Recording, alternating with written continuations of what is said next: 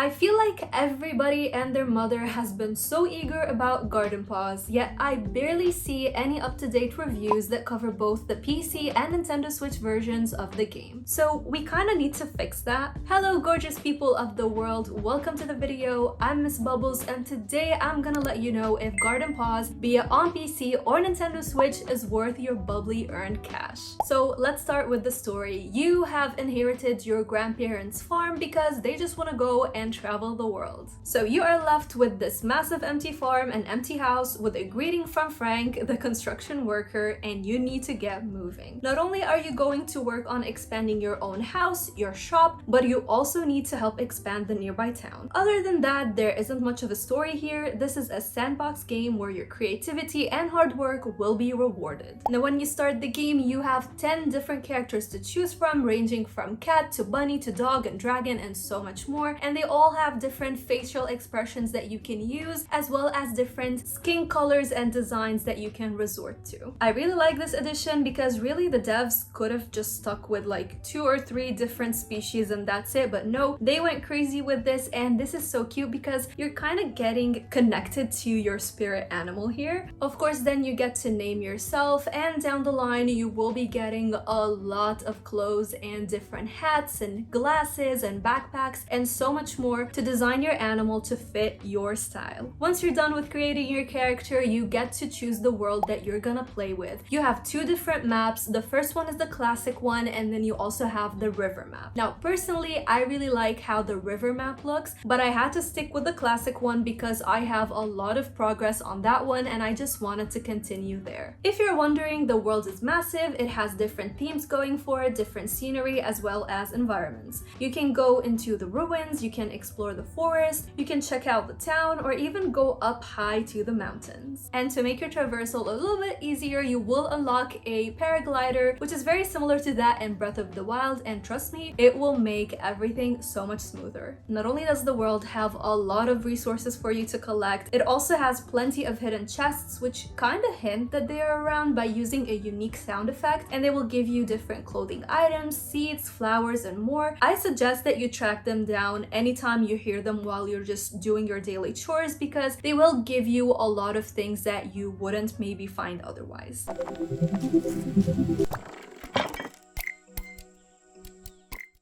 One thing that bothers me here is that as big and beautiful as the world is, the in-game map is very minimalistic. I know it might be to encourage me to explore more, but I always explore a lot in games like Stardew Valley, for example, even if I have a bit more of an in-depth map. I also had to get used to going to bed at 12 a.m., which is very similar to the issue that I had with Sunhaven. Otherwise, I would pass out. However, I'll admit that I'm not sure what passing out does because I was just always getting transported back to my house. So as a beginner in this game, I was pretty clueless and I had to start with the basics: crafting, upgrading my shop, and farming. Crafting is an essential part of this game, and as I mentioned before, there are so many resources for you to collect. Everything that goes in your inventory has a use for it, and the very first thing that you'll be asked to craft is the shop sign, which requires 10 wood. As simple as this might sound for you right now, trust me, enjoy it while you can because later on, crafting items are just super complex and they will require a lot of time and effort for you to hunt them down. To give you a small look at how many things you can craft, and this isn't even a tiny bit of what's offered here, you have a cooking station with plenty of recipes to make, a workshop with multiple items to craft such as chests, fire pits, torches, and more, star fragments to use, a cartography table, furniture, home designing, building different habitats for animals that will give you resources, and plenty more. It is impossible to list everything, so be ready because it's crazy in the most beautiful and entertaining way. I reached a point where inventory management was very important, and you can see that all around my house I had chests for everything so that I can keep things in order and not confuse myself in the process. So I had to craft chests for stone and clothes and cooking materials and other stuff to make it easier for me to manage things. I also like that there is an auto deposit option that made item transfers a bit less messy. Keep in mind that you have a stamina bar and it will deplete as you chop trees and break rocks and mine for iron, silver, and gold, but you can always craft yourself a drink or a meal to replenish your energy. So all in all, in this game, you will see that I will always suggest for you to have kind of a routine that you will follow, and this will make things much smoother for you. And this is something that I really like in this game. You create your own daily routine that you want to do, and nobody is forcing you or rushing you to do anything. Moving on to the farming part of the game, here you have plenty of crops and plants to harvest, and all of these can be either bought or found while you're exploring the world. Farming here is very similar to what we see in different games from this genre. You use a hoe to till the soil, you plant the seed, water it, and then wait for it to grow and harvest. You can also, of course, use fertilizers and sprinklers to make the progress a little bit less tedious, and everything that you harvest has its own uses, from cooking to selling to completing quests. I recommend that you don't sell everything all the time, so this is kind of like other, again, games in this genre. Always keep some spare resources because you never know when you might need them. Moving on to your shop, the shop is the key place for you to gather coins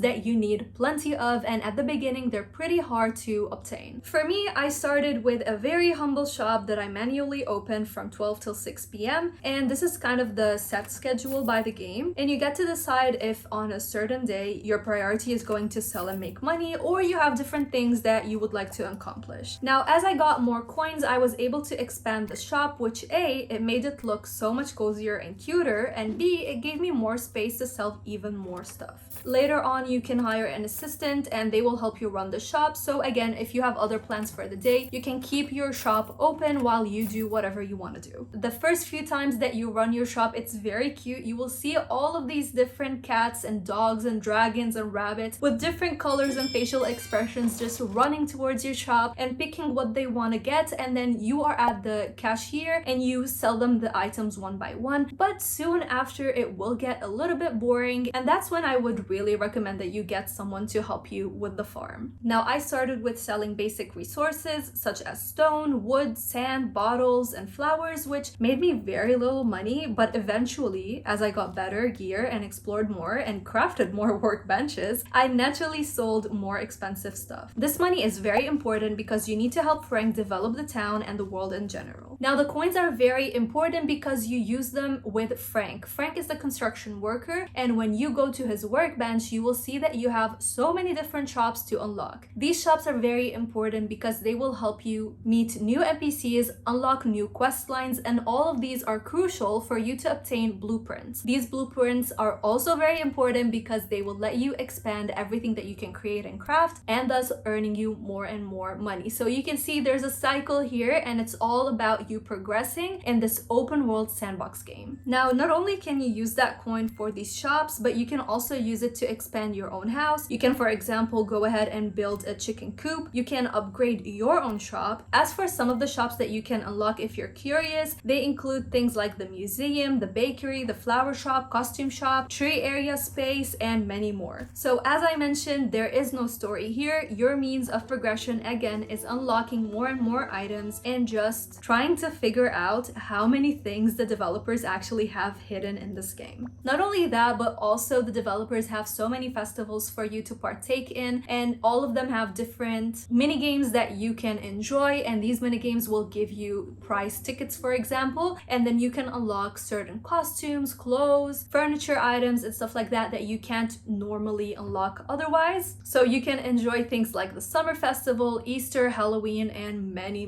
more. Moving on to graphics, the graphics on the PC are freaking beautiful. You have complete control of what you want to see, so you can toggle the fog, grass, water quality, overall graphics quality, and more. And moving to the visuals in themselves, they are very pretty to look at. The beauty of seeing light beams through the trees, the complexity of the forests with animals running around, seeing the seasons changed and the world change with it, having rain pour down as you are working, it is just beautiful and wonderful to look at, and I can't wrap my head around the fact that 2 people made this work. The grass is beautiful, the bushes, the trees, the ponds, the very cozy houses that have been established here. It all looks so cozy, so cute. It's just Chef's kiss. Speeding through the sound department, sound effects are nothing to go crazy about. They're simple and they do their job. There is no voice acting either. It's all just dialogue that you can read, and honestly, I never mind that. It's fine with me. There is no deep story anyway, so I really don't mind. As for the music, at first I really enjoyed it, but as with other games in this genre, I usually tend to end up just finding myself annoyed and turning it down eventually, and this is what happened here. Overall, the sound department does what it's supposed to do. It's simple enough to get the job done, and all in all, the gameplay is the focus in this, and I'm totally fine with that. Moving on to one of the most important things in any game, it is performance. Performance differences between the PC and Nintendo Switch are massive, you guys. I remember at some point during the early access, I would run the game on my PC and swear to God, the fans would just go crazy. It was like a jet in my freaking room. So I can only imagine how tough it is to make this run on the Switch. Now, let's go one by one. On PC, I can toggle things around and optimize the game, so it works fine with my build, and I welcome that. I never had a bug or a crash, just clipping or seeing my character stuck to an NPC during dialogue here and there. Otherwise, it's all good and nothing was ever game breaking to me. The problem is, and that's why I tried to delay my review as much as I can, it's the performance on the Nintendo Switch. Even with several patches until this day, and with so many more that I know that will be coming soon, my game still lags and stutters, and it gives me motion sickness. You can turn off the grass, which the devs told me it makes things smoother, and yes, it did, but there are so many immersion breaking bugs and issues to talk about. You will see resources just floating around, which really breaks your immersion with this game. The river map is kinda unplayable at the moment. At one point, I was not even able to till the soil all over that map, and even if it got fixed, still there's so many bugs in the river map. There are still many quests that are bug riddled, and you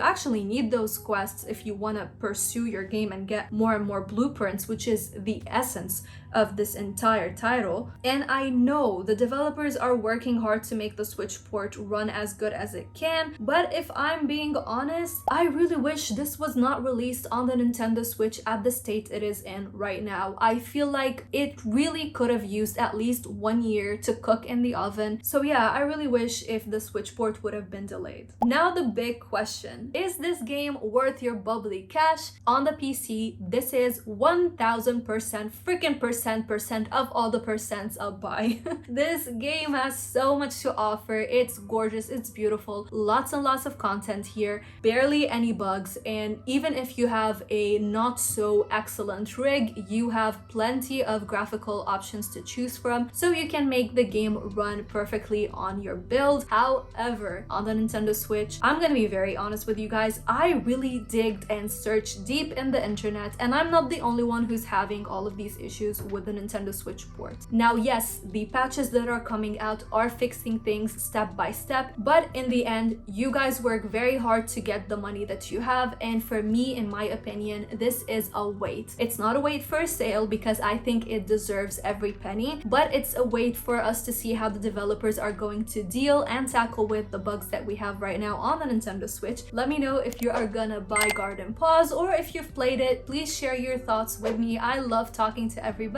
and I always make sure to answer everybody's comments. Special thank you to all my bubbly Patreons for all the support that you give this channel, and a beautiful thank you to Fantasy Dreamer, Justin, and Faye for the extra generous pledges that you give. All I want to say is stay bubbly, stay positive, and I will see your gorgeous face in the next one. Bye!